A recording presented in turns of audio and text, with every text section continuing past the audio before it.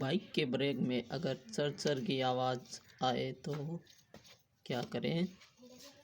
तो आपको ये करना है कि लेदर खोल लें और उसको अच्छी तरह से सफाई कर लें।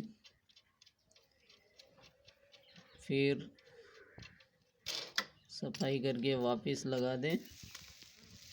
उसके बाद में टायर के जो घेरा है उसको भी साफ कर लें तो आवाज़ नहीं आएगी चर की।